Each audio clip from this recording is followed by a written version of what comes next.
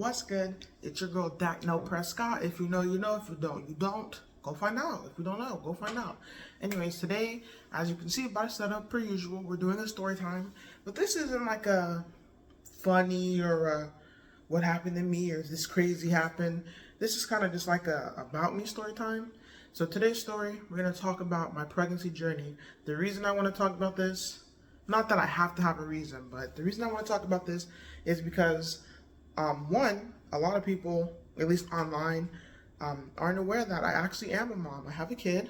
He is 1 year old now, and yeah. And I plan to have another kid too.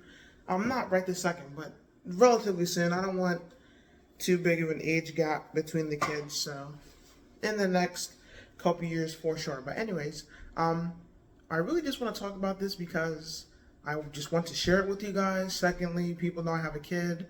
And thirdly, I have friends and then just other people that'll run into me and ask me about my experience. So I figured, I just genuinely want to talk about it. But then two, I'm going to just save this video and be like, here's the link to my YouTube channel. Watch it. No, I'm kidding. But yeah, that's what I want to talk about. I guess disclaimer, this is not like advice on what's going to happen to every person. Some people do know, some people don't, but just in case y'all don't know, different things happen to different people. No one pregnancy is the same across all people. It's different for everyone. Dang, my shoulder just popped. And yeah, so just, I'm not going to be saying nothing super vulgar or gory, so don't worry about that. But, just disclaimer, I am talking about pregnancy. So I don't know if that triggers you, if you just don't want to hear about it, I understand. You can skip this video. So anyways, I guess I'll give complete history. I don't see why all of it's necessary, but I'm just doing it anyways to actually give a story. So, I was pregnant with my son, my first son that I have right now, in May of last year is when we found out. And so this is going to be a decent little story time because there's a lot of things to dive into. Something that did suck was that during my first trimester, I ended up getting something called HG, hyperdivis gravidarum, something like that. And essentially, it's just like extreme nausea. Now, like I said, disclaimer, just because this happened to me doesn't mean it's going to happen to others, or just because it happened to me doesn't mean it can't happen to you. It's really different for all people, so take this story advice if you're someone who wants to have a kid, just sparingly. Don't think because it happened to me it's going to happen to you, and don't think because it happened to me it won't happen to you. So I had HG, which was severe nausea. Like I lost like 20 pounds maybe from just straight vomiting every day. Well, that's the thing, it's not like I'd always vomit, because sometimes I was just dry heaving, but it was just very, very, very hard to keep down food. I couldn't really eat other things. I think I did have, at the start, before I had HG, I was having just the regular first trimester morning sickness. So there were some things, like my husband loves steak. Even the smell of steak made me sick, bro. Like I could not smell steak. So there was like that, but then eventually it got worse to where I couldn't eat anything. So for the whole first trimester, I don't even remember how long trimesters are, but a month or two, maybe even 3, I was just eating French fries, bro. French fries and ketchup, and I was drinking Gatorade. That was my food for like 2 to 3 months, because anytime I ate anything else, I'd puke. And even then, sometimes Gatorades would make me feel a little funny. I could not drink water, bro. If I drank water, it was up. And it's weird, because I need to stay hydrated, but I couldn't drink water because, I would just throw it up. So I did have HG in my first trimester, and this is not this is part of the pregnancy experience, but it has nothing to do with my physical body. But something that did suck was because of that, I couldn't work. And if you're an American and you know anything about the parental leave and all the healthcare issues in general, it's absolute dog poop. So I ended up losing my job because I don't even remember why. I really don't. I did all the paperwork, so I signed everything. I showed them proof from my doctor saying I had HG, and somehow I still got fired. So, that was, I was about to say that was the last job I worked, but no, I worked after I had my son. Anyways, so I lost my job. That kind of sucked, but I'm fortunate to be in a position where I don't really need to work. kind of just work because I can. Well, it's not a bad thing to work. You can never have too much money, so that's why I work. But in reality, I didn't need to work because Jonah takes very good care of us. But anyways, yeah. So my first trimester, I had HG, and after the first trimester, everything else was pretty chill actually. The second and third trimester, didn't get sick. I didn't personally have any back pain, but I think something that did help was that our bed, we didn't have the bed frame. We just had the little metal box spring, I guess you call it, and then the mattress sat on top. So the bed was very low to the ground. So I was always dang near doing a squat to get in and out of bed. And I didn't, like, it didn't hurt me. I didn't feel no type of way about it. It didn't cause any pain. It's probably good for me to get that extra movement in. But realistically, for the second and third trimester, bro, I was in bed. I would just lay in bed. Before I was like super heavy pregnant, we would go to a movie or something. Actually, I'm pretty sure I watched Oppenheimer while I was pregnant. So whenever that came out, I'm pretty sure I was like decently pregnant too, like maybe even a month away from the baby being born. And that movie was 3 hours. I sat in a movie theater for 3 whole hours, and I was okay with that. But like I said, different strokes for different folks, bro. Please don't take this as like, say all be all advice across everyone. This is just for me. And for me, hey, I was chilling, bro. We went out on a couple little dates. We've been to a couple restaurants, but for the most part, I just stayed home. In terms of the baby, we found out, yeah, we did everything, I guess, pretty traditionally. We knew what his gender was, but we didn't want to find out. So we just got in an envelope, and then my mom gave it to wherever. She got like the little like things that you pop, but we didn't do. Okay, side note: we did this in our little back patio of our house, and we cleaned up afterwards. We were not at a park doing some big e-waste or whatever. Not e-waste because that's like electronics, but like, you know what I mean. We wasn't out there spraying sprays and doing clouds of smoke and popping a bunch of balloons and letting balloons fly in the sky. It was not like that. It was in the backyard. We popped the thing, then we got it all up and put it in the recycle. So don't come at me about eco-friendly. We was eco-friendly, bro. Don't get on my head like that. Anyways, what else happened? I'm just trying to think of all the other stuff, because obviously when I tell you about the physical labor, that's where most of the details come from. But we did gender reveal thing. One thing that did happen with us was Toby, my son, they were telling us that one of his kidneys was smaller than the other one. There wasn't inherently a specific like cause. It's not like, oh, Kendra, you're doing bad, or you're something you're doing wrong caused his kidney to be small. They told us it just wasn't big, but they also said, don't worry. This was early too, like 20 weeks. They're like, as he grows, it should grow with him. In worst case, he'll have a kidney that's smaller than the other. It's not like a life-ending thing. As long as it works, it wasn't really that serious. And I'm pretty sure they said, worst case, we just have to take the kidney, and he just wouldn't have one, which sounds scary and whatnot, but at least from what they told me, I'm not no expert, so maybe what they told me was wrong for all I know, or like not good. But there are people who only have one kidney and they live and they're fine. So it wasn't like, no, oh, he's gonna be something crazy. No, just as a kidney. Anyways, other things that happened pre-labor. Only other thing I can think of was I did get a hemorrhoid, and I'm not gonna lie, this is personal to me. But I also had an epidural, so maybe take this advice sparingly, or take this notice sparingly, because I'm not giving you advice on how to have a kid. I'm just telling you what goes on. Anyways, I did have a hemorrhoid, and if you don't know what a hemorrhoid is, it's like, I don't know, bro, something about your butt, bro, and it has like a little bump on your butt. I believe you get it from straining too much. All I know is I had one, and in my personal experience, that was the most painful part of the whole thing. Pushing the baby out, again, I had epidural, but pushing the baby out, easy peasy. That hemorrhoid, oh nah, that's where I drew the line. That was painful. I'm trying to sit and stand and walk and do all this stuff. Pain, straight pain. I'm in the shower, right? Maybe this is weird, but for me, especially that last trimester, I was always just in the shower, standing up in the shower, just in the water. I don't know, it just felt good. I would like bring my phone in the shower with me and everything, and just be in the shower and watch videos. I take like 3 or 4 showers a day. Well, to be fair, I wasn't inherently like washing my body each time. Some of those were literally just to go and stand in hot water, and that'd be like 30 minutes after I just took a real shower. I'd go back 30 minutes later and just stand in the shower. Um, I think it's really because, well, I just like the water. It just felt good.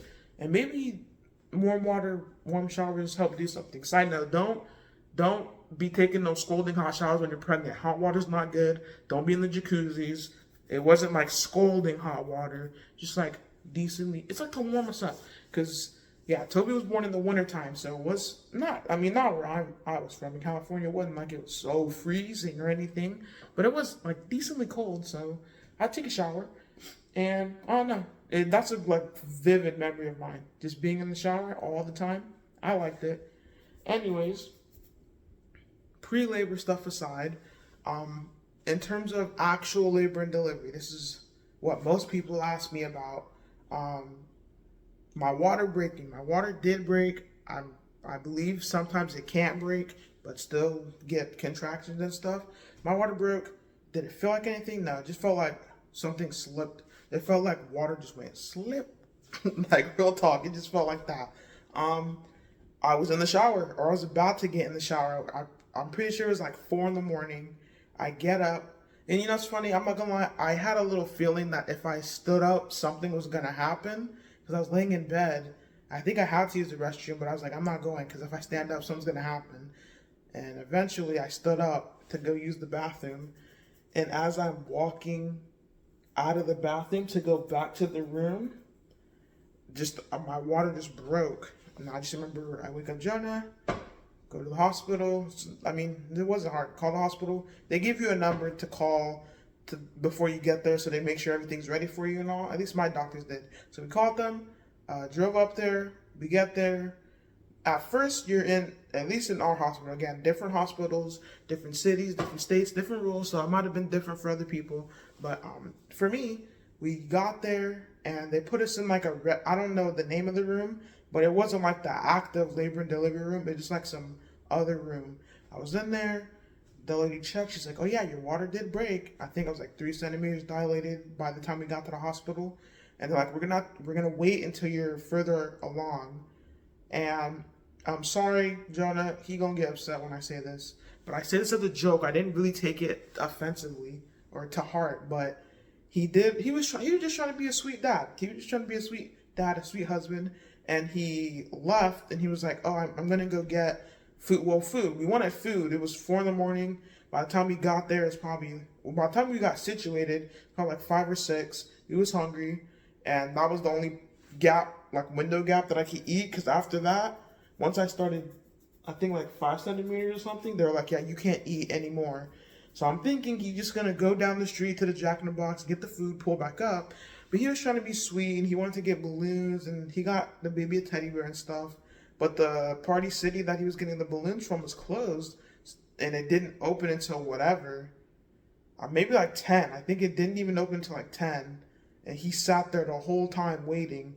And I'm just in there, slowly but surely, contractions are starting to pull up, and I'm just like calling him. I'm like, bro, get over here. I do not care about them balloons right now. Get them afterwards.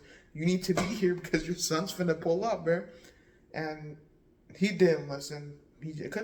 Not like he didn't listen as in he's like, screw you, but just like he really wanted to surprise me with the balloons and stuff. He eventually came. Well, okay, he didn't come. He came after they moved me from the main room to the labor and delivery room, because at a certain point I started having like contractions quicker and closer together, and so I'm sitting there like, ooh, all right, bro, like this feel now it's starting to hurt. I'm not gonna cap. I can't really remember the exact feeling. I know it wasn't like, I don't know, like I feel like you imagine getting shot, right? And you're just like, oh, that's gonna hurt. Like, it's gonna be so much painful. That's what I'm thinking the pain's gonna be. But the pain, it hurt, but it wasn't like I I don't know, like when you think about someone stabbing you, you're thinking like, oh, that's gonna be so painful. When you think about someone getting shot, or you think about breaking a bone, you're like, ooh, that's gonna be like you imagine how bad it's gonna hurt. The contractions, they did hurt, but it wasn't like no, at least for me, like I said, for me, it wasn't like no, oh my god, like what the heck? It's just like it's so uncomfortable. It's just like ooh, every couple seconds you're just like, oh man, please make it stop. And it goes away, and then you're like, ooh, it's coming back. It just feels like, well, the contraction. It just feels like you're like someone squeezing. I don't know. To all the ladies out there, the women's and whatnot, it's like when you have cramps. If you ever had period cramps, it's like and that's the crazy thing. I before the baby was born, I used to have terrible cramps, bro. Like I would puke during my period and all, like terrible cramps. That doesn't happen anymore. Thank the heavens. Shout out to Toby for fixing my stomach, or my ovaries, I guess I should say. But anyways, it's like a really tight period cramp. Like it just feels like that constant cramp feeling, but for like a 20-second time span at a time. Eventually, they moved me to the labor and delivery room, and that's when Jonah finally pulled up. And the nurse comes in and she's like, "Yeah, so what do you want to do?" I'm like, "What do you mean? What do you want to do?" She's like, "If you would like to get your epidural, now's the time you should be considering it, because after a certain point, your contractions are going to be too hard and you won't be able to sit still." I'm like, "Give it to me." Now, controversial question mark thing is that's in the right. Okay, so if anyone plans on getting kids, having a kid, or they're pregnant right now, you're pregnant right now, and you're thinking about it online, bro, people will tell you, not even, because in person too, people will like sit there and scrutinize you if you want to get an epidural, and vice versa. There's some people who will scrutinize you if you want to do a natural birth. As I chose epidural, a lot of the stuff I was reading is like, you're curious. What happens with epidural? How does it happen? What's it feel like, etc. And it's just a bunch of people are just like, if you get an epidural, you're weak. You couldn't even really give birth. If you get an epidural, good luck. You're finna be messed up for the rest of your life. There's so many crazy things. And I don't know. Again, I'm not trying to sit here and say, listen to me and your experience is going to be exactly like mine. But I just know two things. One, I just didn't want, if I could avoid the pain, I'm not sitting here finna purposefully put myself through pain. I don't care if I'm a wussy because I got the epidural. I'm getting it.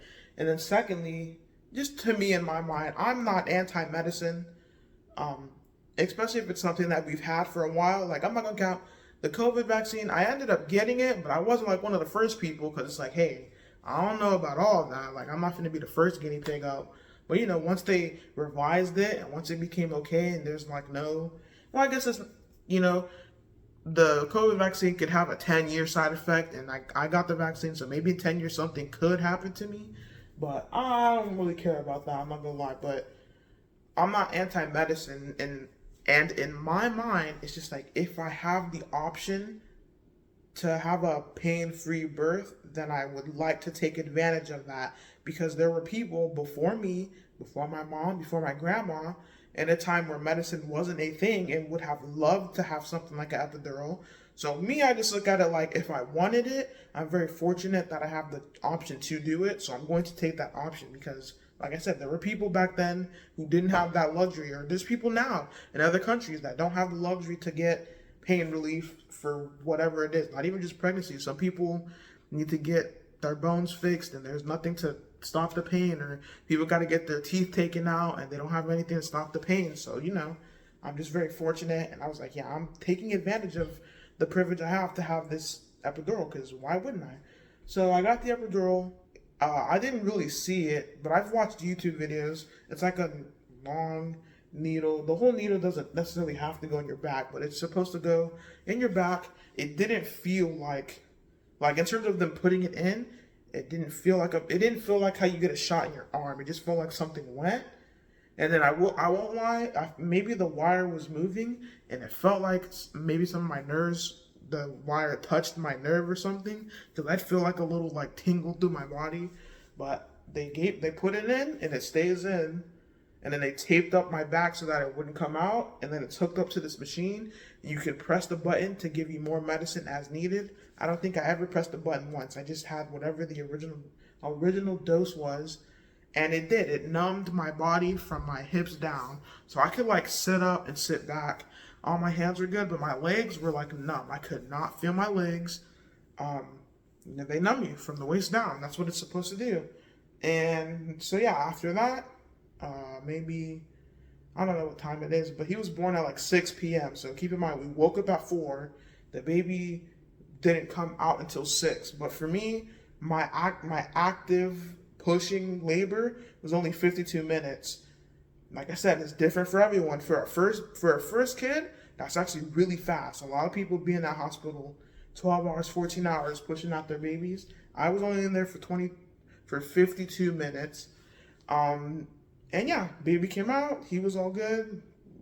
Lady just plopped him on my chest, bro. I didn't even realize he was there. I'm like, eyes closed, and my hands are like holding Jonah's, and I think my other hand's just like on my stomach, and they just plop him there, and I'm like, what? And I look down. There homie is, little homie. Shout out to the homie. Who? Shout out to my boy Who. But yeah, that was the physical labor part. I didn't feel anything. It just felt like if you had to poop, if there was like a nice heavy poop, and then you can just feel it put pressure and slowly but surely get closer to the bottom, because it feels like it came from up down. 52 minutes. I pushed for 50. Well, I didn't push for 52 minutes, but labor was 52 minutes. He came out. He was all good.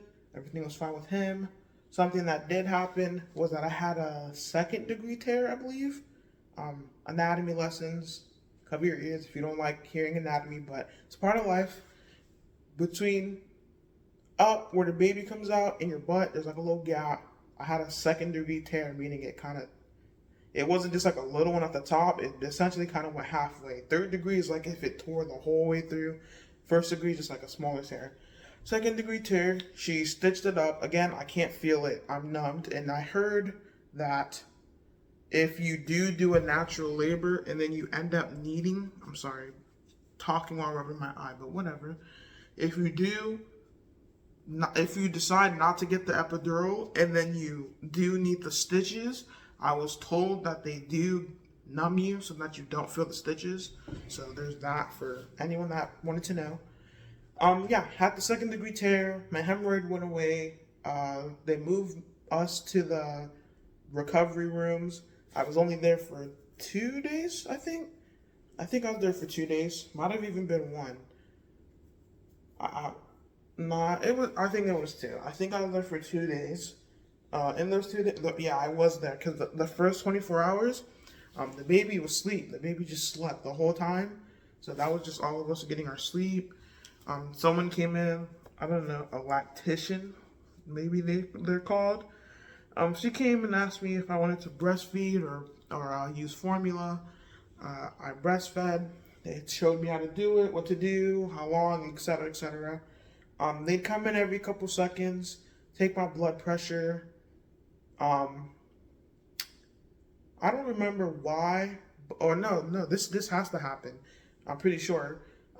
They want to make sure you can pee and poop before you leave. You have to pee and poop before you leave, which was hard for me because I naturally I poop like twice a week, bro. Ever since I married my husband, I never realized that people have like a poop schedule and they poop multiple times a day or at least once a day. That's not me. Never been me. And it's not a health problem. I've never been that kind of person. And so I'm telling him, I'm like, bro, I'm finna be here forever because I ain't pooping, bro. Like, it's not gonna happen. And so they make me eat a bunch of things. Eventually, I ended up pooping. It's a little weird. I don't know. I guess by that time, so many doctors done seeing my junk down there that I didn't care. But it's like, there was a nurse who had to come in and check that I peed and poop in this little pan. She'd be like, come and look at it. And I'm just like, all right, that's a little weird. But hey, it happens. Because I have this, okay, I'm sure this already naturally happens, even if you don't get the stitches. There's going to be a lot of blood, and they give you this little diaper thing to wear. and they give you like these 17 plied thick jumbo Omegatron pads to wear. But I had stitches too, so I was still bleeding from there too. So there was blood, but it's not. I don't know. At that point, the least of my worries is blood. I'm like, hey, my son's here. I literally just pushed out a whole human. If I'm bleeding, I'm bleeding. Who cares? But yeah, that happened. They came. They took some of my son's blood, tested it for all the things, whatever they were doing it for. Gave us papers to get his birth certificate and social security. And yeah, after the second day, they let us take him home. My mom was there. We got in the car, took him home. I'm not gonna lie, I couldn't tell you the first day he was there. I'm not gonna lie. But I do remember him just being a little bean, a little dude. My son is just different. I'm not gonna lie.